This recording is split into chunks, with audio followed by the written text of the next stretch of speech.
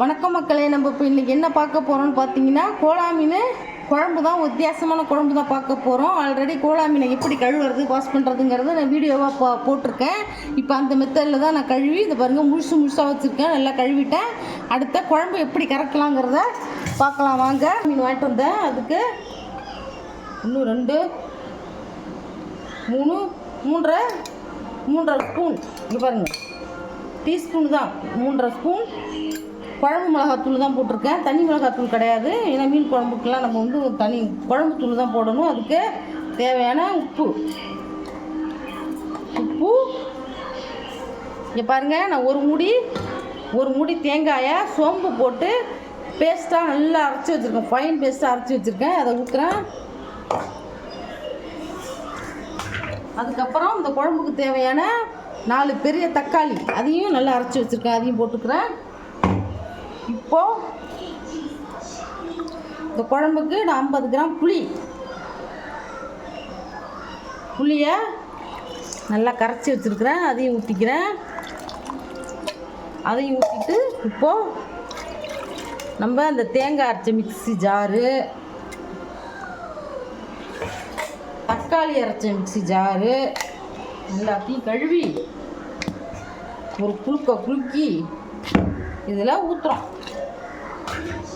அவ்வளோதான். இதுக்கு தேவையானது. இப்போ கரைச்சிக்கலாம். ரொம்பவும் தண்ணியாகவும் இல்லாமல் ரொம்பவும் திக்காகவும் இல்லாமல் கரைச்சிக்கோங்க. ஏன்னா கோலா மீன் குழம்பு வந்து தேங்காய் அரைச்சி ஊற்றினா தான் டேஸ்ட்டாக இருக்கும். இப்போ கவலை மீன், மற்ற மீன்லாம் வந்து கவலை மீனுக்கெல்லாம் தேங்காய் ஊற்றாமே சூப்பராக இருக்கும். கரைச்சிட்டேன். இப்போ அடுத்தது நான் சேலத்து ஒட்டு மாங்காய் சூப்பராக இருக்கும், புளிப்பே இருக்காது. அதில் நான் 2 மாங்காய் அரிஞ்சு வச்சுருக்கேன். அதை கொதிக்கும் போது போட்டுக்கலாம். நான் அப்புறம் காட்டுறேன். இப்போ பாருங்கள், நான் 2 டேபிள் ஸ்பூன் கடலை எண்ணெய் ஊற்றி சூடாக்கி வச்சுருக்கேன். அதில் 1 ஸ்பூன் வடகம், 1 கை வெங்காயம். ஆல்ரெடி நான் வடகம் எப்படி செய்யறதுங்கிறத நான் வீடியோவாக போட்டிருக்கேன். உங்களுக்கு தெரியும்னு நினைக்கிறேன். அதை பார்த்துக்கோங்க. இப்போது வெறும் வடகம் போட்டு நம்ம குழம்பு தாளிக்கக்கூடாது. வெங்காயமும் கொஞ்சம் போட்டால் தான் குழம்பு டேஸ்ட்டாக இருக்கும். இல்லை வெறும் வடகம் போட்டு தாளிச்சோம்னா வடகம் வாசனை வரும். சில பேருக்கு அந்த வடகம் வாசனை மட்டும் பிடிக்காது. நான் எப்போவுமே வடகத்தோடு சேர்த்து வெங்காயமும் போட்டு தான் வதக்குவேன். இப்போ பாருங்கள், 2 பச்சை மிளகாய் கீரி போட்டிருக்கேன். பச்சை மிளகாய் வந்து இது காரமே இருக்காது. பச்சை மிளகாய் இப்பவும் காரத்துக்காக அந்த வெயிலுக்கு போடுறதுல அந்த பச்சை மிளகாய் வதக்கும் போது நல்ல ஒரு ஃப்ளேவர் கொடுக்கும். குழம்பும் நம்மளை வாசனையாக இருக்கும். அதுக்கோசரம் போடுறது தான். வெயிலெல்லாம் அதிகமாக காரம் சேர்த்துக்காதுங்க. இப்போது ஒரு கொத்து கருவேப்பிலை. எல்லாம் மீன் குழம்புலாம் வைக்கும்போது பார்த்திங்கன்னா வெங்காயம் வந்து நல்லா பொன்னிறமாக வதங்கிடும். அப்போ தான் அந்த மீன் குழம்பு வந்து வாசனையாக இருக்கும். வடகத்தை போட்ட உடனே வெங்காயத்தை போட்டுடணும். ஏன்னா வடகம் வந்து கருவி போயிடும். போட்ட உடனே வெங்காயத்தையும் போட்டோம்னா அது இதுவும் சரிசமமாக கருகாமல் நல்லா வதங்கும். இது பாருங்க, வடகமும் அதுவும் நம்ம வதக்கியிருக்கோம். கொஞ்ச நாள் வடகம் வந்து கருகவே இல்லை பாருங்க. நல்லா மஞ்சளாகவே இருக்குது பாருங்க. நல்லா வதக்கணுன்னா எண்ணெய் பிரிஞ்சு வருது பாருங்க. இப்போது இந்த ஸ்டேஜில் நம்ம கரைச்சி வச்சுருக்கிற குழம்பு ஊற்றலாம். இப்போ நான் குழம்பு ஊற்றுறேன்.